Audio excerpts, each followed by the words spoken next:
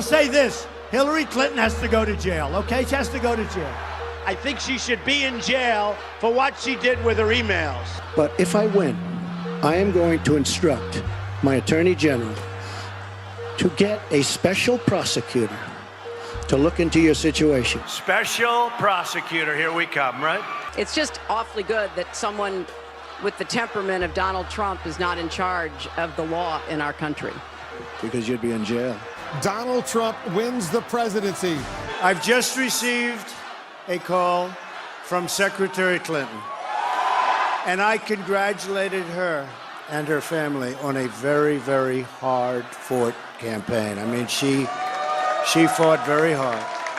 But in a meeting today at the New Times where reporters were live tweeting the conversation, Mr. Trump said this when asked about prosecuting her.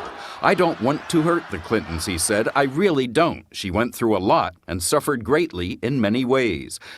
And Bill and Hillary, and they were going to Michigan. No, it's okay. No, forget it. That plays great before the election. No, we don't care, right? That plays great before the election. No, we don't care, right?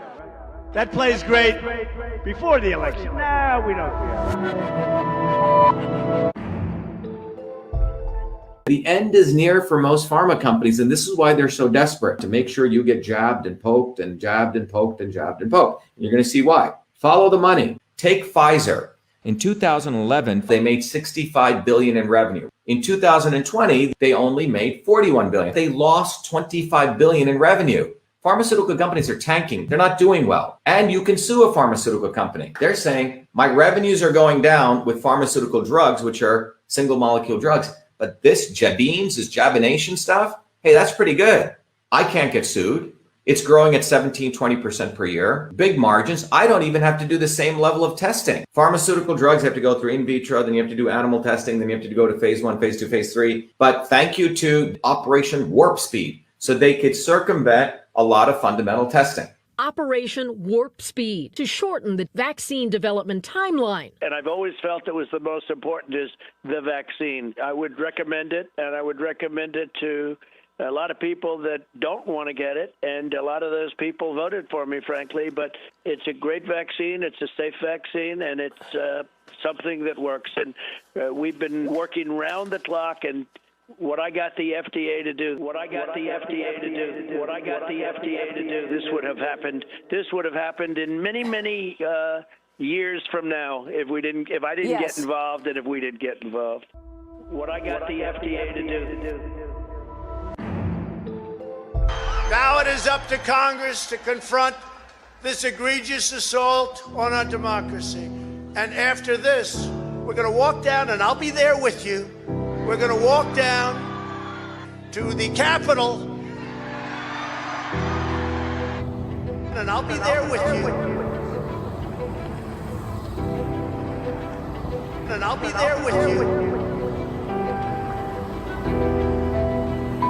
And I'll be there with you. And I'll be there with you. And I'll be there with you. And I'll be there with you. And I'll be there with you. They got oh! And I'll be there with you. And I'll be there with you. And I'll be there with you. And I'll be there with you. And I'll be there with you. And I'll be there with you. And I'll be there with you. We will never give up. We will never concede. It doesn't happen. You don't concede when there's theft involved. Now Congress has certified the results. We will never give up. We will never concede. A new administration will be inaugurated on January 20th. We will never give up. We will never concede. My focus now turns to ensuring a smooth, orderly, and seamless transition of power.